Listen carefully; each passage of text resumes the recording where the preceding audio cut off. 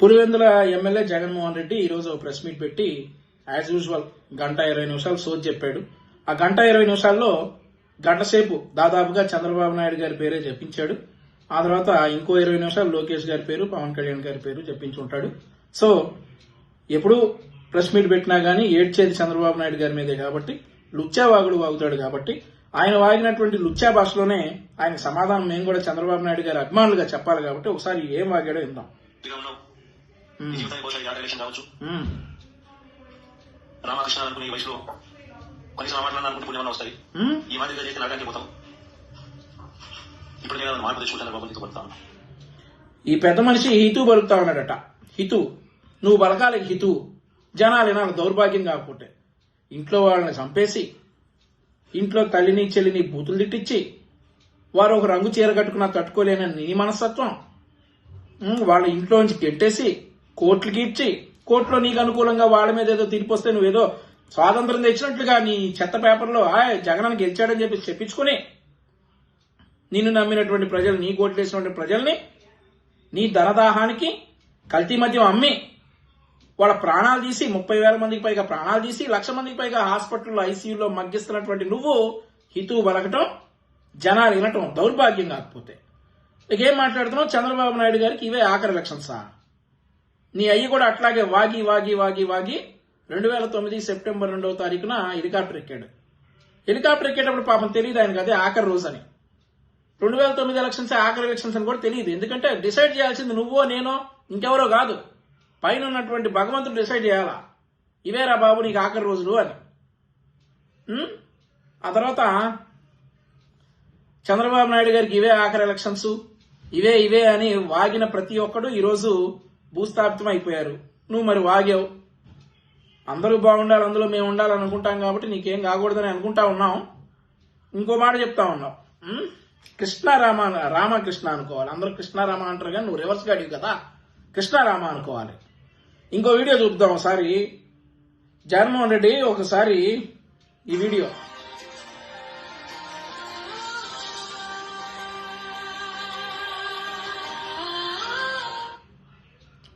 మళ్ళీ చూద్దాం.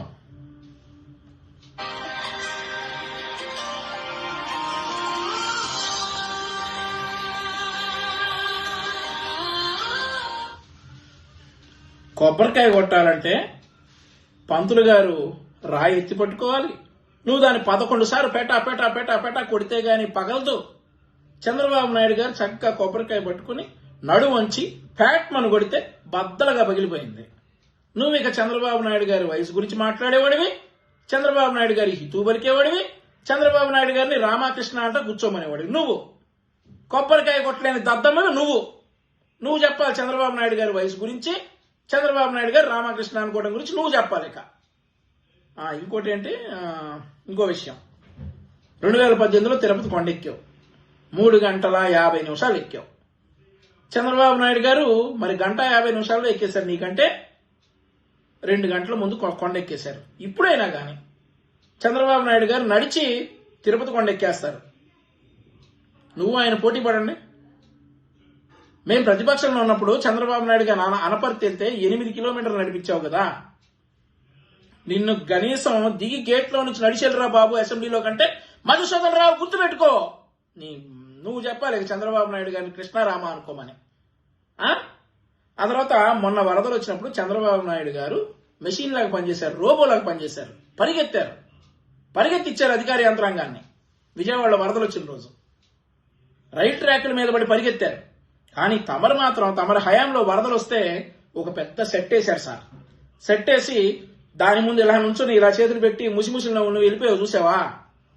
ఇప్పుడు చెప్పి ఎవడు కృష్ణారామ అనుకోవాలి? నువ్వు చంద్రబాబు నాయుడు గారి వయసు గురించి మాట్లాడేవాడివి.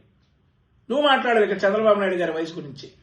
ఈ రోజు కూడా పార్టీ కేంద్ర కార్యాలయం గ్రీవెన్స్కి వస్తే చంద్రబాబు నాయుడు గారు 1.5 సేపు నుంచొని ప్రజల వినతులు విన్నారు. ఆ బతుకు ఎప్పుడన్నా ఏడ్చిందా నీకు? నువ్వు ఆ చంద్రబాబు నాయుడు గారి వయసు గురించి మాట్లాడేది. ఇక నరకానికి ఎవరు పోతారో చూద్దాం. ఈ మాదిరి పనులు చేస్తే నరకానికి పోతారన్నావు కదా, ఏ మాదిరి పనులు చేస్తే నరకానికి వెళ్తారో తెలుసా? ఏ మాదిరి పనులు చేస్తే? నీకున్న డబ్బు అహంకారంతో, నీకున్న డబ్బు ఆశతోటి 30,000 మంది తాళిబొట్లు తెచ్చావు. తల్లులకు పిల్లలు లేకుండా చేసావు, పిల్లలకు తండ్రులు లేకుండా చేసావు, భార్యలకు భర్తలు లేకుండా చేసావు. ఈ రోజు కూడా కొన్ని లక్షల మంది ఐసీయూలో మగ్గుతున్నారు, అవయవాలు ఫెయిల్ అయ్యి నీ ధనదాహానికి. ఈ మాదిరి లుచ్చా పనులు చేస్తే పోతారు నరకానికి. నరకానికి పోవడం అంటే ఏంటనుకున్నావు? ఏ పార్టీ ఎవడిదో కూడా తెలియకుండా పీస్ అయ్యారు చూడు, ఆడిపోయి ఉంటారు నరకానికి. కానీ చంద్రబాబు నాయుడు గారు ఆంధ్రప్రదేశ్ రాష్ట్రానికి అవసరం కాబట్టి సాక్షాత్తు తిరుమల తిరుపతి వెంకటేశ్వర స్వామి పాదాల చెంత క్లైమోర్ మైన్లు పేలినా కానీ మృత్యుంజయుడై లేసొచ్చి ఈ రోజు మళ్లీ ఆంధ్రప్రదేశ్ రాష్ట్రం కోసం పాటుపడుతున్నాడు చంద్రబాబు నాయుడు గారు అనే వ్యక్తి. నువ్వు ఆయన గురించి మాట్లాడటం, హితువులు పడకటం రాష్ట్రానికి పట్టినటువంటి దౌర్భాగ్యం.